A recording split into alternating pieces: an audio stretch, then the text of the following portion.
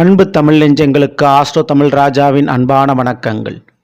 இன்றைய பதிவில் எந்த ஒரு விதியாலும் மாற்ற முடியாத பலன், எந்த ஒரு கிரகத்தாலும் தடுக்க முடியாத பலன், மிதுன ராசி திருவாதிரை நட்சத்திரத்தில் பிறந்த உங்களுக்கு உங்களுடைய ஜாதக கட்டத்தினுடைய பலன்களை பற்றி இன்றைய பதிவில் பார்க்க போகிறோம். ஸோ பதிவை ஃபுல்லாக பாருங்கள். மேலும் நம்ம சேனல் சனிவனுடைய வக்கர பேச்சு பலங்கள்லாம் பதிவிட்டாச்சு, பார்க்கலன்னு சேனலில் போய் பாருங்கள். கண்டிப்பாக உங்களுக்கு எல்லாருக்கும் மறக்காமல் நம்ம சேனலை சப்ஸ்கிரைப் பண்ணிங்க, கூட தர பெல்லைக்கான ப்ரெஸ் பண்ணி வச்சுக்கோங்க. மிதுன ராசி திருவாதிரை நட்சத்திரத்தில் பிறந்த நண்பர்களே, முதல்ல மிதுன ராசிக்கு அதிபதி புதன் பகவான் மற்றும் 4ஆம் வீடான கன்னிக்கும் அவர் அதிபதியாக இருக்கக்கூடியவர். ஸோ 1ஆம் வீடு 4ஆம் வீடு இரண்டுக்குமே உங்களுடைய ராசிநாதன் புதன் தான் அதிபதி. அடுத்து திருவாதிரை நட்சத்திரம். திருவாதிரை நட்சத்திரம் ராகு பகவானுக்குரிய நட்சத்திரம். இந்த ராகு பகவானை பொறுத்தவரை நிழல் கிரகங்கள், போன ஜென்ம பூர்வ புண்ணிய பலனை எடுத்து கொடுக்கக்கூடிய கிரகங்கள். திருவாதிரையில் பிறந்து விட்டாலே பழைய கடனையும், பெற்ற தாய் தந்தையர் கடனையும், பிள்ளைகள் கடனையும் கழிக்க பிறந்தவர்கள் என்று சொல்லலாம். அப்படி கடமையை தவறாது செய்து முடித்து காலத்தை பூர்த்தி செய்யக்கூடியவர்கள் நீங்கள். அதனால் பல காரியத்தை துணிந்து தனித்த உமான முறையில் நீங்கள் செய்வீர்கள். சிங்கிளாக இருந்து பல காரியத்தை செஞ்சு முடிச்சிருவீங்க, ஜெயமாக்கிடுவீங்க, வெற்றி பெற்றுவீங்க. சரி, உங்களை பொறுத்தவரை எப்படி இருக்கிறது? முதல்ல சொந்தமாக சுயமாக வீடு கட்டக்கூடிய யோகம் உங்களுக்கு எப்போதுமே இருக்குது. உங்களுடைய சுய உழைப்பில் வீடு மனை நிலம் வாங்கக்கூடிய யோகம் உண்டு. வண்டி வாகன அபிவிருத்தி யோகங்கள் எப்பொழுதுமே உங்களுக்கு இருக்குது. அது கவலைப்படாமல் இருக்கலாம். எந்த வயசில் கூட 70-80 வயதில் கூட ஏதாவது ஒரு விஷயத்தை புதுசாக நீங்கள் கற்றுக்கிட்டே இருப்பீங்க, படிச்சுக்கிட்டே இருப்பீங்க. படிப்பில் கெட்டிக்காரர்கள் நீங்கள். எப்படியாக இருந்தாலும் அந்த படிப்பு விஷயத்தை ஜெயிச்சு முடிச்சிருவீங்க, படித்து முடிச்சிருவீங்க. மேலும் தாய் வழி உறவுகளுக்கு கூட நீங்கள் ஹெல்ப் பண்ண வேண்டிய ஒரு சூழ்நிலை உருவாகும். அந்தளவுக்கு நீங்கள் உயர்ந்திருப்பீங்க. ராகு பகவான் விருச்சக ராசியில், அதாவது மிதுனத்திற்கு 6ஆம் இடம் விருச்சக ராசியில் உச்சமடைவதாக சில ஜோதிட நூல்கள் சொல்லுது. மற்றும் 12ஆம் வீடான ரிஷபத்தில் நீசமடைகிறான சில ஜோதிட நூல்கள் சொல்லுது.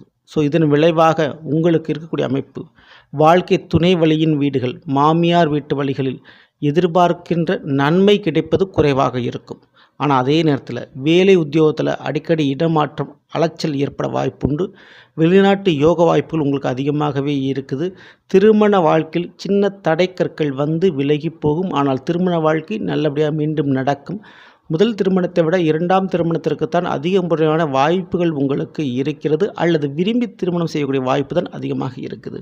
ஸோ மேலும் அந்த ராகு பகவானுக்குரிய நட்சத்திரமான பிற நட்சத்திரங்கள் சுவாதி, அதாவது உங்களுடைய மிதுனத்திற்கு 5ஆம் வீடான துலாமில் அமைந்திருக்கிறது. அப்போது பிள்ளைகளால் பிறந்த பின்பு பெயரு புகழ் கிடைக்கும். குழந்தை பாக்கிய விஷயத்தில் கொஞ்சம் கூடுதல் கவனம் தேவை. பிள்ளைகளோ அல்லது உங்களுக்கோ சில தவறான பழக்க வழக்கங்கள் ஏற்பட்டு விட்டால் அதிலிருந்து விலகுவது கஷ்டம். ஆனால் அதிர்ஷ்டம், பெயர் புகழ், சினிமா, செய்தி ஊடகங்கள் மற்றும் அரசியல் போன்ற பதவிகளும், மேலும் எதிர்பார்க்காத பெரிய பெரிய அதிகாரத்தில் இருக்கக்கூடிய உங்களுடைய அறிமுகமும் பழக்க வழக்கமும் உங்களுக்கு ஏற்படும். குருட்டு அதிர்ஷ்டம்னு சொல்லக்கூடிய அந்த குதிரை ரேஸு, லாட்ரி டிக்கெட்டு, புதையல், வெளிநாட்டு யோகம் இது கிடைக்கிறதுக்கு வாய்ப்பு எப்போவுமே இருக்குது. இன்னொரு நட்சத்திரம் சதயம், அது உங்களுடைய மிதுனத்திற்கு 9ஆம் வீடான கும்பத்தில் அமைந்திருக்குது.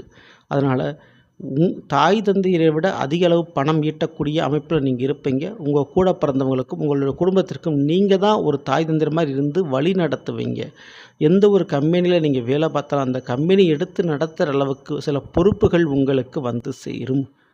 ஸோ இப்படிப்பட்ட ஒரு உயர்ந்த ஒரு தரத்தில் நீங்கள் அமர்வுக்குத்தான் வாய்ப்புகள் அதிகம் உண்டு. ராகு பகவான் எப்பொழுதுமே போன ஜென்மத்தில் உள்ள பலனை எடுத்து கொடுப்பார். அதனால் நிச்சயம் உங்களுடைய குடும்பத்தில் ஒரு நபருக்காவது சர்ப்பதோஷம், பித்ருதோஷம் போன்ற பிரச்சனைகள் ஏற்படும். அதனால் தவறாமல் திருக்காளகஸ்தி, திருநாகேஸ்வரம் அல்லது திருப்பாம்பரம் சென்று வணங்கிவிட்டு வாருங்கள். அப்பொழுது இருக்கின்ற திருமண தடை விலகி குழந்தை பாக்கியமும் கிடைக்கும். ஸோ இதை மட்டும் தவறாமல் பண்ணுங்க. ஆனால் கண்டிப்பாக ஃபைனான்ஸ், அரசியல், சினிமா, செய்தி ஊடகங்கள், வெளிநாடு இந்த 5 துறைகளில் ஏதாவது ஒரு துறையில் கால் தடம் பதித்தால் அந்த துறையில் உங்களை யாராலும் வெல்ல முடியாது. இதை எப்பொழுதுமே மனதில் வைத்துக்கொள்ளுங்கள்.